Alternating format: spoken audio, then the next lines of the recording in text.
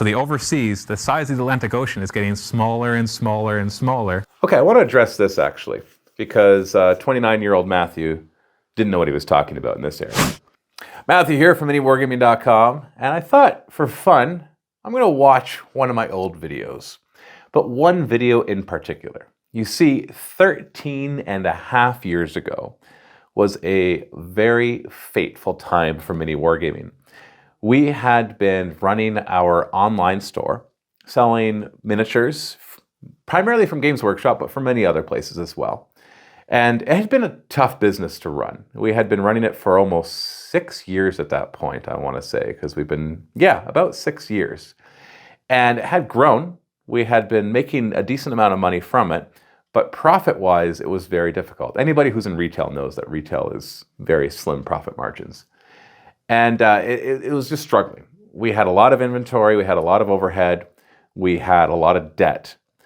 But then Games Workshop dropped a bomb on us. We're up in Canada, and for the longest time, the United States had a rule that they could not sell online, but those rules could not apply in other countries, I thought because of legality reasons.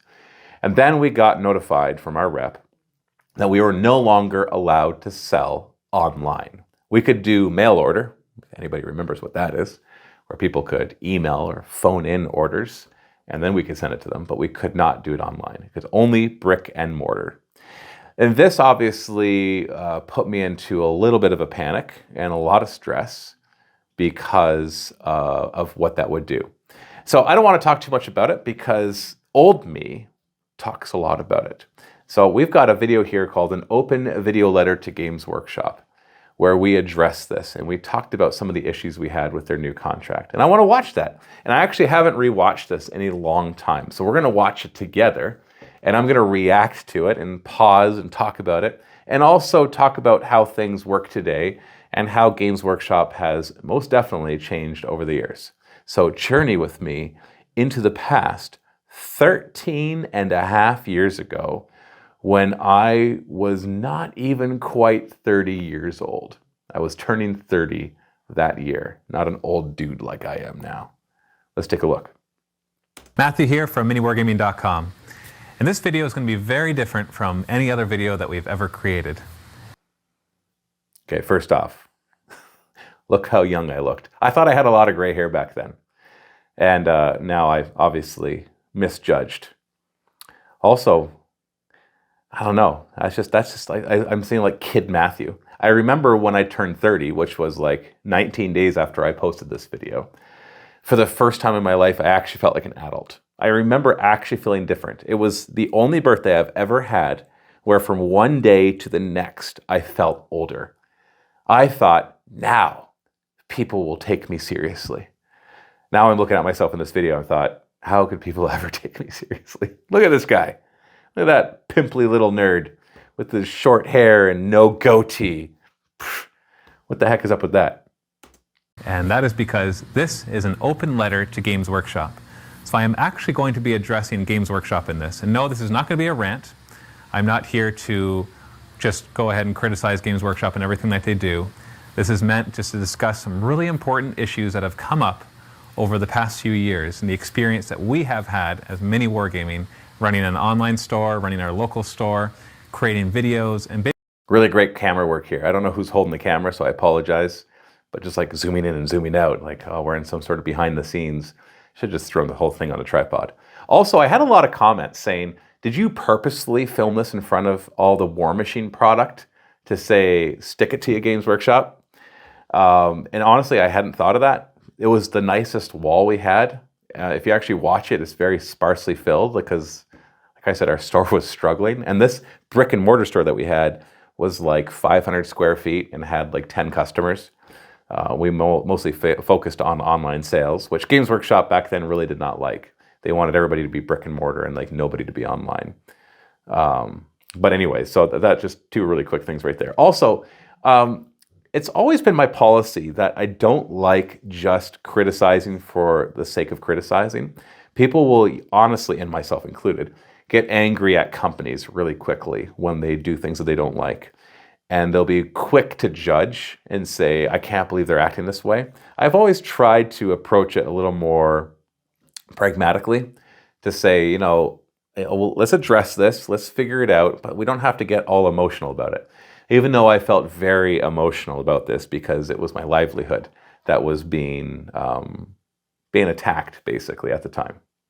So what we'd love that you do is, if you agree with what I'm saying, post this video somewhere else, on your blog, discuss it on forums, anywhere that you can, to get as much exposure to this video as possible so that it's more likely to get Games Workshop's attention, especially if you agree with everything I'm about to talk about. Oh, young Matthew, thinking that you could just post a video and get their attention. Now, to be honest, I know this actually worked. I don't know if it worked for any change, but I definitely know that they noticed this because it did come up many years later that there may have been somebody who I'll remain nameless from Games Workshop who said that it would be nice if I took this video down. But I think that's very disingenuous to take a video like this down. And by the way, that's not Games Workshop asking me to take it down. There's a big difference. In fact, Games Workshop doesn't exist really. There's just the people there. But this particular person was not a spokesperson for them or whatever, and so I don't want to get into that. But I do know that they noticed it. In fact, it's back then, I had no idea how much Games Workshop noticed us at all because they never communicated with us except through their trade stuff. So as a store, we had communication with their trade reps who often weren't able to really do anything about anything. And so they were the ones that had to give the bad news to us. It's like, have the trade rep tell them that we're about to shut them down and with their employees and everything, rather than somebody who actually is a part of that decision-making thing. And so, yeah, that was kind of disappointing. But an open video letter. As much as I didn't enable advertising because I wasn't trying to make money from it, I was trying to make people aware what was going on. So maybe we'd be able to use that and get the community help behind it. Even if I didn't believe Games Workshop was going to reverse the decision, that maybe that community help would then allow us to maybe pivot and do something else. If people could understand why things were failing, then they could be more sympathetic towards us as well. And that actually did work. And not because I'm trying to manipulate, but because the community is so awesome that they could see this and want to do something about it. But I know of websites that sell at a steeper discount than anybody else, and they don't get a lot of business because it's just not the same experience. There's too much competition, and people want to buy from who they like and who they trust, and that is why those websites are disappearing. So maybe it's time to rethink that. Here is what I suggest doing. Stop discriminating against online stores. Allow them to use your images. I realize they're your images. I realize that you put money into making those images, but that is more the reason to get even more money out of the work that you put into them. That blew my mind. When we first started our online store, I just took the images off of Games Workshop and used them for our product images, thinking that would be fine, right? We've got the right to sell their product. Surely they would let us use their images. And they did for a little while until I sent out a newsletter using an image from one of their newsletters, and that was kind of dumb. And I got a notification saying, take down all the images, like all the images. And it was just like they were trying to screw you over, because why else would they want you not to use their images? And there are actually still companies today that think that as well. They don't want you to use their images because either for search engine purposes or whatever. I still think it's silly though, because if somebody is buying product from you and then selling it, you want them to be as successful as possible. Sure, you get a lower margin, but I can tell you from my own experience, having sold product, our own product, and also sold it through distributors. Yeah, we make more of a margin when we sell it ourselves than through a distributor, but I would much rather sell through a distributor because it reaches more people and it's less of a headache.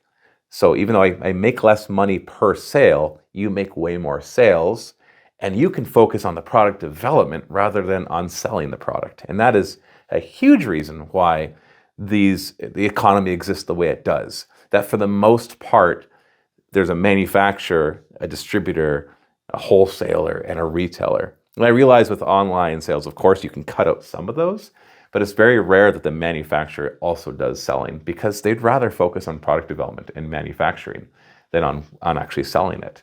Because there are always exceptions, of course. So it was just interesting. You could see already their bias against it, that they're like, oh, I really want to take this down, but I can't. If I were selling a product and I had tons of people selling it for me, and I had put lots of money into developing the miniature, painting the miniature, and taking really good pictures of it, photoshopping it afterwards, or whatever I had to do, and then I said, well, I'm only going to use this on my website and in my catalogs, that would be kind of foolish, because it's all these other people who will sell more of my product, so I make more money if I let them use it. You know, I can lay out a license. They're only allowed to use it if they're selling my product. They can only use it to promote my product, but they can use it commercially as long as they are selling our products. That would make you more money. In fact, I noticed when we had to take down all our images, because at one point we did use Games Workshop images in our store, and then you sent us a notice saying, remove all those images. We noticed a decrease in sales when we took down those images. So that means that you made less money, and maybe you think that you didn't, because you think, well, if you didn't sell it, then some local retailer did, or maybe we did on our website or in one of our stores. But that is not the case. Just because somebody doesn't buy somewhere doesn't mean they will buy it somewhere else. For some people, that was the option they wanted to use, and so you missed the impulse buy while they happen to be watching one of our videos and they wanted a product. They go there's no picture, you miss that impulse buy. It's not like all of a sudden they're going to say, you know what, forget this, I'm going to go to my local store and buy it. You lose sales. Not just us, but you lose sales as well. I realize that when you sell to your independent retailers, you do not make as much as when you sell it yourself, but that doesn't matter. If you're going to use independent retailers, you need... I'm also finding it funny how much I'm saying things and then re-saying them in the video. Even though it's been 13 and a half years, it feels like it's still fresh in my head. I'm just telling you the video rather than just letting you watch the video. The second problem that I want to talk about is the currency exchange problem. Now, this is a difficult one, and I realize that. I realize that currency exchange rates are constantly fluctuating, and you are a global business, that you are set up not only in Europe, and not only in the US, and not only in Canada, but in other places in the world. And so your costs fluctuate simply because of currency exchange. I realize the frustration of this is I also buy products from overseas and from the States that I sell in my store. So I know what it's like to deal with currency exchange. Maybe not to the same level that you do, but I understand the basic principles. What you have chosen to do is set prices that basically shield you from any currency exchange problem. So, you know, if the dollar fluctuates or the pound fluctuates, you should still be okay because you set the prices so that if it fluctuates, at least it won't go past and help and make you make a lot less money. But that might have worked years ago. But when it comes down to it, we are in a global market. Most of your market, if not all of them, are tech savvy. Okay? The age range, the demographics that you're looking at, they are online. They visit websites. They go to miniwargaming.com. They go to Beasts of War. They go to Warseer and other forums. They go to these websites regularly. Really dating myself by mentioning those places. Beasts of War is now on tabletop. Warseer exists still, but it used to be like one of the #1 visited websites for miniature wargaming. Back when forums were a big deal. Does anybody remember forums? That if they buy it from one country, it's cheaper than another. In fact, until the recent restriction that you put on the European stores to sell to overseas or to Australia or other countries, there was even people that I know in my own store who could buy from the UK stores for cheaper than I could possibly get it at wholesale. And so to them, and it actually arrives still pretty quickly because, you know, mail has increased in technology and things are getting here faster. So the overseas, the size of the Atlantic Ocean is getting smaller and smaller and smaller. Okay, I want to address this actually because 29-year-old Matthew didn't know what he was talking about in this area. So what I was talking about here was that Games Workshop would sell to an American store at a certain price in US dollars and a different price to Canadians at a Canadian dollar. And when I did the currency exchange, it wasn't always equal. Often it worked in our favor actually because the dollar fluctuated quite a bit for a little while back then to make it cheaper for Americans to buy from the Canadian stores. And so I had a big issue with this because I couldn't compete sometimes, and sometimes I could compete. And then there was poor Australians who, when you did the math, it didn't make any sense. So I have learned a lot more about this. So there's a few things. First off, Games Workshop just put into place later on that you can only sell within your country, and so that solved cross-border problems. Whether or not that's a good thing or not really going to comment. All I know is that it fixed that problem. But the other thing is, what I didn't understand was logistics. Now, logistics, even the very word, I did not know what it meant. I saw it on the side of trucks.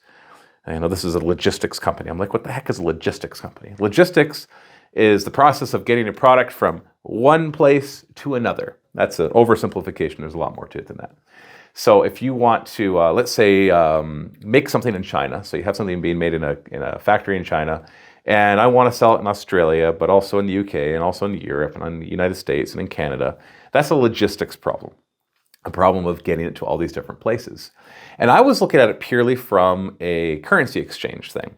So, for example, you can buy it in the UK for £100, but in Canada it would be $250, even though the currency exchange rate between pounds and Canadian dollars wouldn't put £100 anywhere near $250. But what I didn't take into consideration was that it's made in the UK.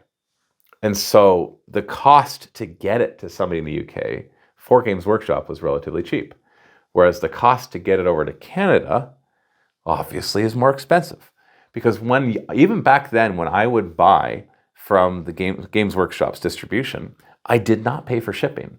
And furthermore, and I didn't come to appreciate this till far later, I didn't even pay for customs as it crossed the border. At first, when I first started a store, there was a Canadian distributor for Games Workshop stuff. I mean, like owned by Games Workshop. There was one over close to Toronto that they actually had a warehouse in Canada. And then they had a couple in the States, I believe, before now they just have one in Memphis. And so in order to get the product to that Canadian warehouse, that has to come from overseas. And I don't even know if it went straight to the Canadian warehouse or if it went to the States first and then came. Either way, there's shipping costs. Then it has to come across the border from UK to Canada, and there will be import fees. And I didn't pay any of those. If you ordered from Games Workshop, they would pay the shipping. And they already paid the import fees. And they already paid the shipping to get it to them. And so even if something is £100 over there, and that would only be at the time 180 Canadian dollars, it's like, well, they got to factor in the cost of shipping to get it there, then the cost of shipping to get it from their warehouse to you, and also the overhead of the warehouse, and the import fees as it comes across the border. And that's obviously more cost. And so that part, I was wrong. I'm just going to say it. I was totally wrong. The first part about, saying don't sell online, obviously time has proven me right, that it's dumb to try to restrict that. They've even gone like full on into selling online themselves. But the currency exchange thing, the reason it's more expensive in Australia is not because of the Australian dollar and the exchange rate, but because it costs more to get it over to Australia, because Australia is really far away from the UK. And that's what they were dealing with there. And then later on, they shut down the Canadian warehouse, and then we were ordering from the States, but we didn't pay for it to come across the border. So now they're paying import fees to get it to the States, and possibly, maybe, import fees to get it into Canada as well. And so that's obviously going to be expensive. The last thing I want to talk about is competition. Now, up until now, you've been your own thing. You've had a monopoly on the market, and you're able to do pretty much whatever you want with whatever repercussions, because there's not really a substitute. There are a ton of other miniature companies out there, but you know that you are the best. And when it comes to it, I agree. You make the best miniatures at the quantity that you do. There might be some other individual company. I was actually quoting their own shareholder thing from the CEO when they write the different things. First off, they actually called stores like mine freeloaders, which is not something you want to do publicly. But they actually said, we make the best miniatures at the quantity we do, which is hilarious because nobody else made miniatures at the quantity they did. And so I'm number one in the race by myself. Now, they did make the best miniatures, period. Not the quantity they did. They actually made the best miniatures. All those other companies didn't even come anywhere close to it. Nowadays, I guess I wouldn't necessarily say they make the best miniatures, but they do make the best miniatures. And I know that I said that twice in a weird way. What I'm trying to say is there are tons of companies that make really good miniatures now. And so you can't say Games Workshop has the best out of all of those. But if you were to group companies by awful miniatures, why would you ever look at these? They look awful. To, they're okay. To, those are good. To the best. So you'd group all of the companies that make the best miniatures. Games Workshop is still very healthily in there, especially Age of Sigmar. My goodness. And Necromunda. Holy cow. Nobody's arguing that. We could argue whether their games are any good, but I mean, people argue that about Dungeons and Dragons, and it's the most popular role-playing game out there. And not just because it's been around the longest, although that is one of the big reasons. So Games Workshop has definitely proven 13 and a half years later that they're not just a pretty face, that they can stick around even when there is a ton of competition. And Kickstarter came out since this and really provided more people with the opportunity to enter the market. So the barrier to entry has really dropped. We're making miniatures now. We're making our own games. And we're just a small business. 3D printing has come out, all these different things. And I believe Games Workshop is here to stay for a very long time. Will they always be number one? I don't think so, because I think that's impossible for any company. But that might take decades for that to change. So definitely going to say Games Workshop is still the best, but they're now amongst the best rather than the only one. That make better miniatures, but they do it in such small scale that they're not really a substitute in terms of I'll play that game instead of Warhammer. When people come into my store, I know that one of the biggest factors of what game they're going to play is what does everybody else play. Because the last thing you want to do is start a game by yourself and not have anybody else to play against. So you have the monopoly, however you're losing it. And not because of something that you've done, but more because the market is evolving and that other companies are going bigger, especially companies like Privateer Press. I'm sure that you're aware of that. Sorry, Privateer Press. I know I don't know how well Privateer Press is doing. I base it off of what I see, and not just like anecdotally, but like going to conventions and events that are being run and tournaments that are being run. I don't have like numbers behind it, but unfortunately, War Machine and Hordes just kind of fell off for a while. And I'm not going to talk about why I think that is the case. But it's funny because it's like it wasn't Privateer Press that was the biggest competition. There's been all sorts of other companies that have popped up, especially licenses for games like we love. Like you look at Fallout or Star Wars. Star Wars is enormous, right? That really came in. And it's not like, oh, no surprise, it's Star Wars. It's like, no, there's plenty of IPs. And that one was just done really well by Fantasy Flight. And so now there are so many great options. And the nice thing is, you're no longer forced to play Warhammer. I love Warhammer, but I like a lot of other games too. And you really have the option now to play a lot of these other games. There's enough support. And especially with like a Tabletop Simulator, you can play some of your favorite games online now. And so you're always able to find opponents because of the internet. So competition is as fierce as ever, which is great. It's such a healthy environment to not just have one company that can do whatever they want.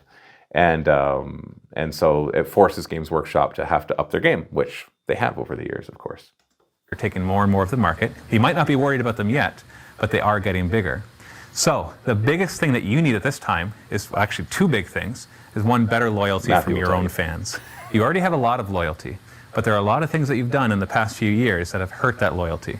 And while people might moan and complain and make ignorant results as to why they're no longer going to buy GW products, the truth is they didn't really have a choice. They either had to quit the hobby or fork out the cash and the price increases or whatever they had to do.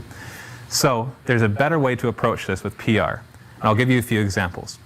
First off, you should... Such an authority, right? 29-year-old Matthew, I know what I'm talking about. And while I definitely got some things right, it was almost just like, here's my thoughts, just like any other dude. And sometimes I'll get it right, sometimes I won't. Now, there are some things I was operating with good information as a store owner and somebody who'd been running the online store for several years and had a YouTube channel that was, at this point, I think the most popular one. And so yeah, I knew some stuff, but I was still, very young. I still am young. Shouldn't call one of your biggest clients a freeloader. I'm not talking about me, I'm talking about one of your UK stores. When you decided to put your trade embargo, you actually used the word that they are freeloading off of the work in Australia. And while that might be partially true, because they're not really adding to the Australian market. So one thing that Games Workshop probably still needs some work on, but a lot of big companies do, is PR. They've made such leaps and bounds over the years. And I'm saying this because I now know a lot of people at Games Workshop. In fact, I don't remember how many years ago they actually invited us to Warhammer World. And that was such a fun experience because going through there and finding out that the majority of people there, like Games Workshop employees, knew who we were and were fans, that was awesome. That was such a good feeling. And it made me realize that we call these companies, we treat these companies like they're people. We say Games Workshop did this. Games Workshop did nothing. It's people. And so if you have like a bad customer support experience with some company, you might think, well, that company sucks. But really you just dealt with somebody who sucked. And maybe they sucked because of poor training or because they had a bad day or whatever it is. But we treat these companies like they're real things, and they're not. They're fictitious. They're made up. And we just kind of agree that they exist. But really they don't. It's a big group of people all trying to do something. And so meeting so many people within the organization that really liked us was so uplifting, and it made me very happy and made me feel really good. And so even at this point, I'm sure there was plenty of people at Games Workshop who agreed with some of my sentiments, and then many others who were like, oh, this guy really doesn't know what he's talking about when it comes to the currency stuff, right? But when it comes to PR, that's a delicate thing to dance around. Like when I think over the years since then about some of the PR nightmares, and once again, even some of these might have been necessary. Like, for example, there was the whole debacle with Chapter House Studios, which was Chapter House Studios was making third-party bits for a lot of Games Workshop products, including like shoulder pads and these things. But they were foolish because they would literally call them what they were. Like, this is a Tyranid bone sword, not a bone saber compatible with Tyranids. It was a Tyranid bone sword. That's illegal. You can't sell Tyranid bone swords because the word Tyranid is protected. You can sell alien bone sabers, and then in the description say they're compatible with Tyranid hive tyrants to make a swarm lord. But but they were calling all that. This is an ultramarine shoulder pad. This is a space shoulder pad. I'm like, oh, that's dumb. And now people are usually smarter about that, and they call it different things. But the debacle with Chapter House, they went to court for a long time, and they lost about half of the cases and won about half the cases. So there's like hundreds of things they were fighting over the right to not let them sell. And some of them they won and some they lost. And so that kind of set the precedent. But it was a big PR nightmare, I would say, because people don't look favorably on a big company going after a smaller company. And Chapter House is not a huge company.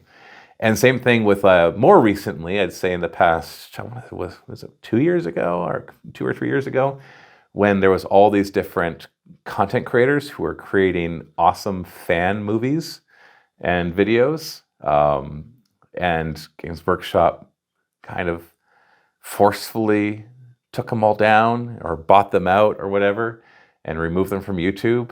That didn't look good. And when you look at it and say, well, they had to because of this, and like, I don't know all the legalities, although all I can say is I see plenty of Star Wars and Star Trek and all these other big IPs where people are doing fan movies and fan films. And as far as I can tell, they're not all getting taken down en masse. And because it spreads the awareness of those IPs, right?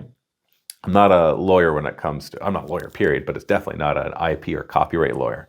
And so there's probably things I don't understand that in 13 years, I'll make a video watching me making this video and being like, oh, 43-year-old Matthew didn't know what he was talking about. And maybe that's true. All I know is what it looks like. And anytime a big company goes after a smaller company, or even worse, an individual creator who's not making any money off of those things, that looks bad. Or my biggest thing was when they started their Twitch channel many, many years ago to do battle reports. And finally, they're making videos, because for the longest time, they just didn't make videos, which I thought they were missing out on. And they put it behind a paywall.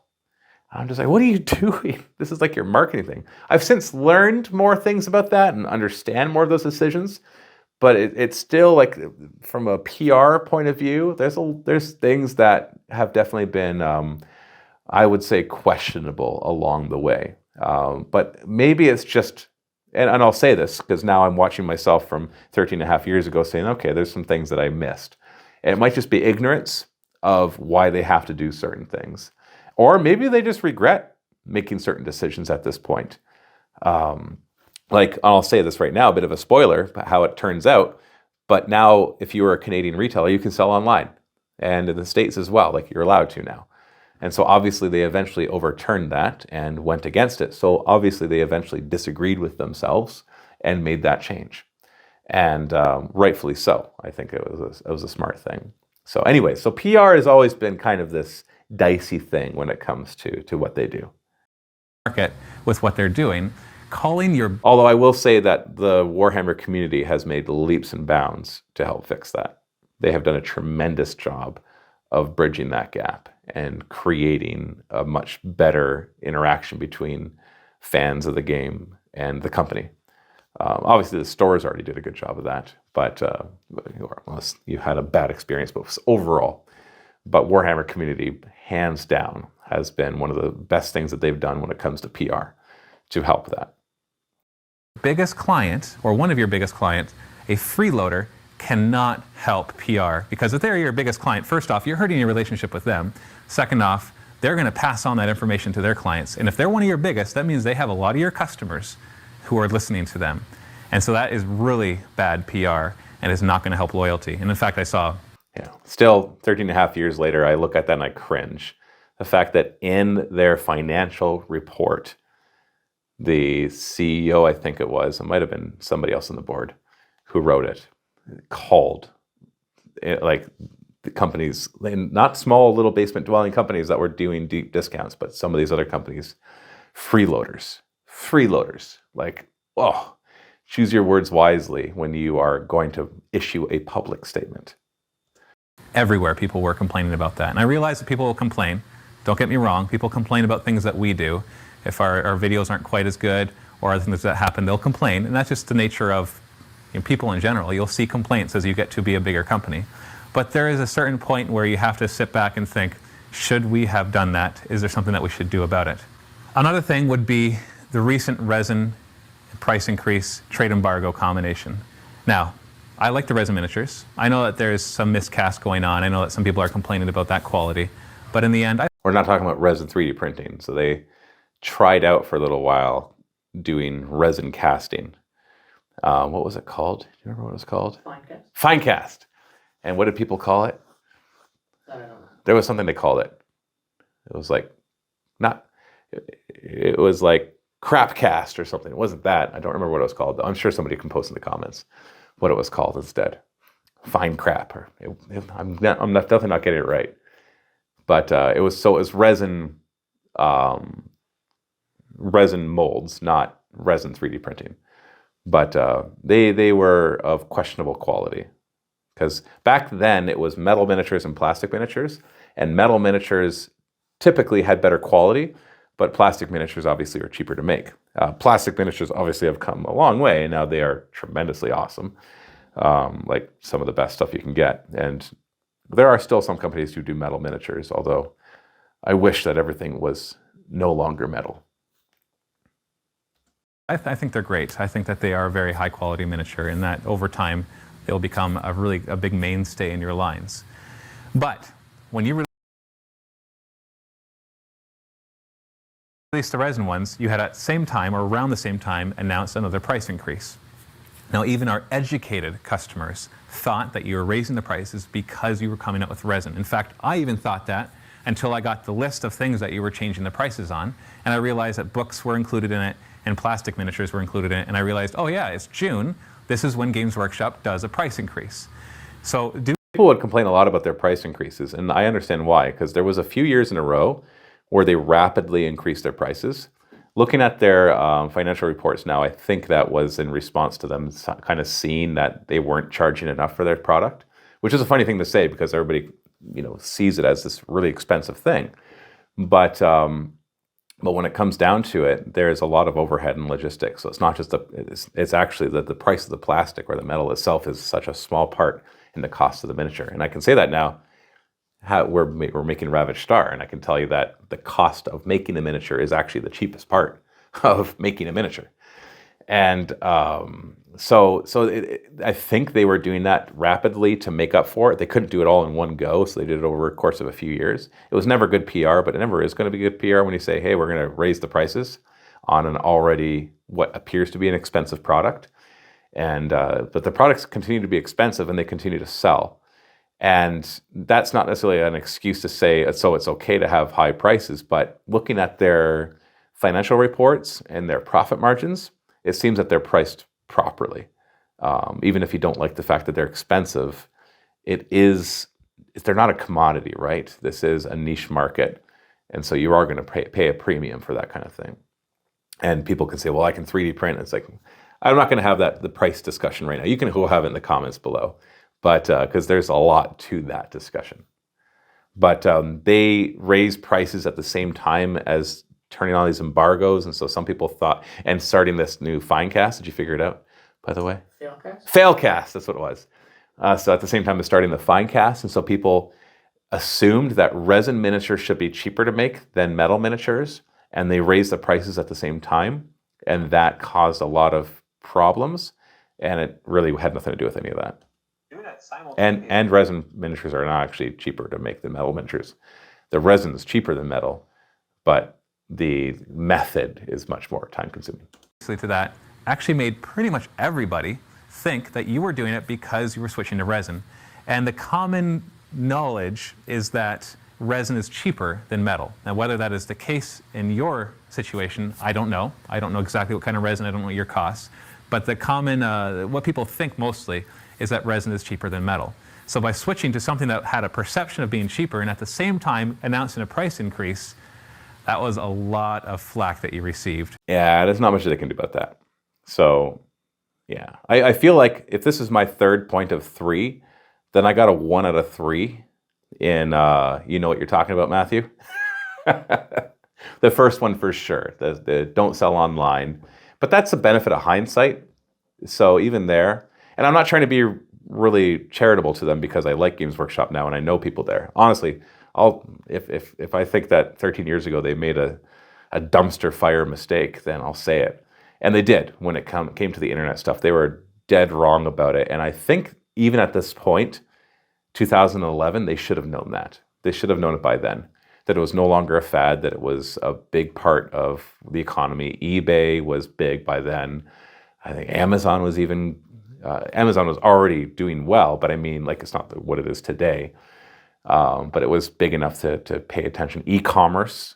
Like when I started Mini Wargaming, when Dave and I started Mini Wargaming 17 and a half years ago, I did it because I currently had an internet marketing business where I was teaching people how to sell digital products.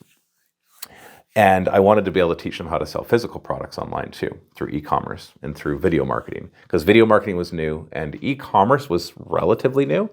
But I didn't want to teach people to do something that I didn't know how to do myself, because I just wasn't one of those types of internet marketers. I wanted to legitimately have information for them. So we started Mini Wargaming as a case study that I would prove I could do it. And then whether or not we continued Mini Wargaming was a side, like maybe we will, maybe we won't. So obviously I no longer do that and I do this.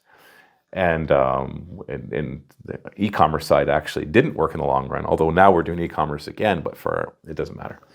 And so that's how new everything was. But at this point, it was 6 years later, and it was very evident by this point that e-commerce was here to stay, and that it needed to be a fundamental part of pretty much everybody's business at that point.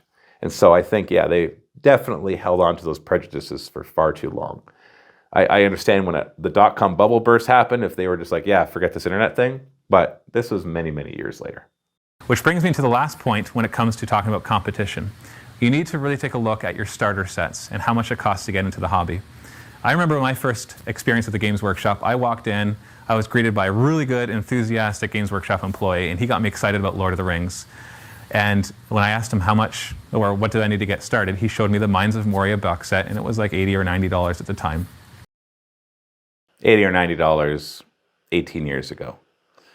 So, I don't know, with inflation, that makes it like, and this is Canadian dollars, so 150 to 170 now is what it would cost. I didn't really think about it. It was like, yeah, $80, $90, it's pretty expensive, but I'll get into it. But now you have other companies that you can get started for $50. A battle box from War Machine is $50. I realize that we are talking about completely different things. Mines of Moria, Assault on Black Reach, they have tons of miniatures in them. They are so worth the price that you're charging. In fact, they are one of the most cost-effective things. But it doesn't change the fact that that is your starter set. That is a set people need to buy, typically, to get started. And if they don't buy that, they have to buy a $70 rule book instead, and a Battle Force or whatever else they're going to do to get started. And that is just not a good way to get started. A big question I have all the time, how much does it cost to play this game? And when it's War Machine, I can say, well, you get a battle box for $50, and you've got enough to get started. You have enough to play a game, you have enough to get going. But if I say, you need Assault on Black Reach, which is $120 now in Canada, you've just raised the price on that, and that does not cover the glue or all these other things, which I realize you also need to buy for the privateer press one, all of a sudden that adds up to $140, $150, $160. And the mother with her 13-year-old kid is going, holy cow, that's just what it costs to get started. Obviously, it's going to cost even more to really get into it. So you need to reevaluate how you're going to handle that. There's a lot of ways, obviously, you can deal with that. You've probably already thought of them in your marketing, but you need to think about them a lot more because substitutes are coming in. You had the monopoly. So I want to address this for a minute or two, or 10 or 20 or whatever I end up rambling for. So this is an interesting problem that Games Workshop has done a decent job in fixing, but I still think they could do even better. So first off, they've done a good job because they've created the get started collecting boxes or the spearheads or whatever. So that's a nice way to get into an army because it gives you a good deal. And they have starter sets too. So there's two different things that you have to kind of separate. When a new edition of Warhammer comes out, there's typically a launch box. It's not a starter set, even though it kind of looks like a starter set because it has everything you need to play. Those are launch boxes. The ones that are like $200, $300, $400, depending on your local currency. They don't sell those for very long. And they sell really well at first, and then they don't sell at all. In fact, I think the store upstairs still has a few from a year and a half ago. And even though they sold like tons of them so quickly, it's like you're catching your existing audience who want to get to the next edition, and then they want a big box. Or if there's a new release or something like that, those boxes work really well. But then you want to quickly transition to starter sets. Games Workshop does this, but I don't like how they do it. So their current way of doing it is they have 3 starter sets, like a small, medium, and large. And the problem with that is it doesn't work really well for independent retailers because it requires whoever is working that day to understand the game really well, to know the difference between the 3. I remember when Fantasy Flight came out with Star Wars X-Wing at first. And they came out with, back then it was a $45 starter set in Canadian dollars. Now in today's numbers, that would be like $70 Canadian. In American, that's like $40 or $50 US. And that came with 3 ships, 2 TIE fighters and an X-Wing, the rules, the dice, the tokens, and everything. Now, it's not the same as buying a starter set for Warhammer where you need a lot more models. But they were able to sell something so dirt cheap that game just flew off the shelves. It's one of the reasons for their success, not the only. And they couldn't keep the game in stock. In fact, they had lots of issues keeping the game in stock for like a year after, which is really frustrating.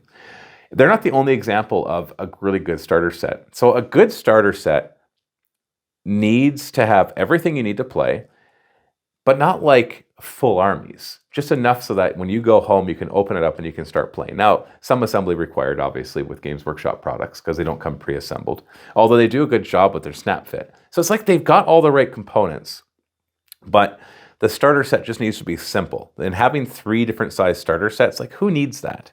Who really needs the choice between a small, medium, and large starter set? Just have one. In fact, the smallest one. Have it be as cheap as you can possibly make it. And have everything you need to play, especially the snap fit is extra good, and how they have the special colored plastic, so you even have like red versus gray or red versus blue. So Games Workshop, for the most part, is doing a much better job with this. Some companies do better, but most companies do far worse, that they don't have good starter sets. They don't have a good way to just get into the game. And when you're trying to sell into a bunch of independent retailers where they already have like 100 other games, and so the store personnel won't necessarily know all the games, and you want yours to be sold, they need to be able to walk in and just buy it. When I was a kid, I walked into a Games a Lot in the Seaway Mall here in Welland, and I don't remember how old I was. I want to say I was like 13 or 14, maybe I was 12.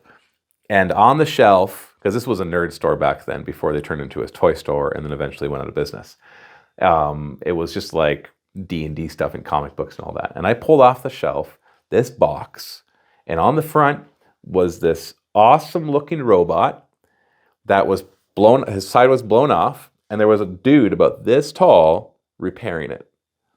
And I fell in love with it. And that was Battletech. And that box was inexpensive because it didn't have miniatures, it had cardboard cutouts instead. And my mom bought me that box, bless her soul, because we were not very well off. And I think it was like $60 back then, like 30 years ago. And she bought it and I took it home and I played that game a million times. I had everything. I didn't need to buy anything else. In fact, we bought very little else. I didn't really know anything. There wasn't a local gaming scene for me to learn anything else. Eventually I bought Battlespace, but that's about it.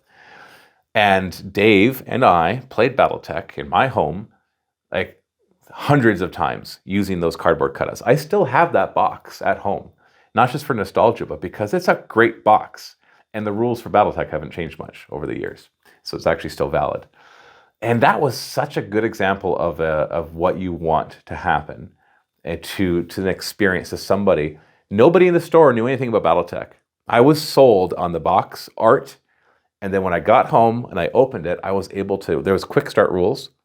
And it wasn't the tome that they have today. There was quick start rules. And I was just able to jump right into the game, learn it as a young teenager, and get Dave into it. And we loved the heck out of that game. And we just played it so much. So that's what games need today. Games, like I said, Games Workshop is doing a much better job. They've got better starter sets. I don't think you need 3. I think 3 actually makes it worse, not better. It also is more SKUs for your stores to hold on to and to stock. And so, but they've definitely improved in this area quite a bit. So good job. You can get a pat on the back from Matthew because that means something. For years, that is no longer going to be the case. You probably have a decade, maybe 2 decades at most, before Privateer Press is pretty much able to take the business that they need. They're not going to put you out of business, but you are No, sorry, it wasn't Privateer Press. going to notice, if you haven't already, that they are going to take a chunk of it. And then other companies are going to follow suit. And over the next 10 to 20 years. Now, to be fair, I think they could have. I don't want this video to be about that. I think Privateer Press could have. They were definitely positioned to become one of the bigger ones that would be doing really well today. Their IP is awesome. Their miniatures even were great. I loved the game. And so, anyways, I'm not turning it to that. We're not talking about that. You're going to see that popularity rise. And you know what? You started it. You got everybody into wargaming. You really made it popular. You're the reason that we all love this. But that means that you need to be careful that you're not the same thing. Like it happens in history with other companies. Often the first company that comes along in a market, the second company that comes after them really beats out that first company. Because the first company creates the market and the second company sees everything they're doing wrong and does it right. If you look at car companies, Ford started, GM came in, GM is doing better, or at least was doing better. I'm not going to try to comment on that for current times. But the same thing happens in so many different markets where the one pioneers and the second one comes in and says, hey, that's a great idea, but I have a better way to do it. And they do better. So you got to be careful that you don't become that first company that created the market and then loses it because they lose touch with it. 29-year-old Matthew, right? I still think some of those business things are true. It has happened in many markets where it's in fact, when you think of the big companies today, which of them were the first to do their thing? You know, Apple was not the first to do a smartphone. Microsoft was not the first to do a Windows-based OS. Amazon was not the first e-commerce. eBay wasn't the first one either. And not that eBay is the big one right now. But we can go through all these big companies and find that it's not usually the first that does well in a market. The first is the pioneer, and they have to go through the most expenses to really grow that market. And it's somebody who comes along afterwards, after that market's been created, and is able to see the flaws that the first company maybe can't see because they're in it and they've been doing it for too long, and don't recognize that, and so they don't really make it through it. There are exceptions to that, of course. Now, I think I'm going to stop right there because I just ramble on for another minute or two, which is weird because I'm not much of a rambler. I'm usually right to the point, as the length of this video shows. It's interesting just to watch this 13 and a half years later. And I don't feel embarrassed. If I always say, if you don't look back at your past self and think that you were dumb, then you're still dumb. So, sorry, 29-year-old Matthew, that's 4 points you were making. And I'd say the first one was solid. The second and third were, you definitely didn't know what you're talking about. And the fourth one, you definitely had good points. And Games Workshop has been doing better for that. Maybe I didn't have all the right details, but I had the idea. That was the right idea, that you need a good solid starter set. So, I'll give myself a healthy 2 out of 4. It's a passing grade. Not one that you want to have, though.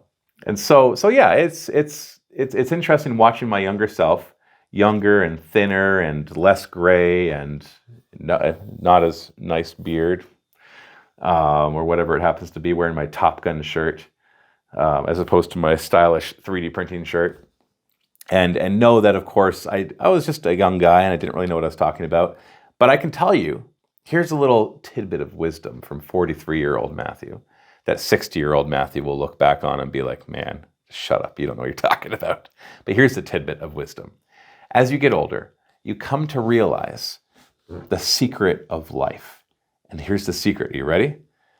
Nobody knows what they're doing. That is the truth. I don't care who they are. And if somebody says, nah, he's wrong, I know what I'm doing, they don't know what they're doing. Everybody is making crap up. Now, of course, you can get better at what you're doing and you can become proficient in what you're doing.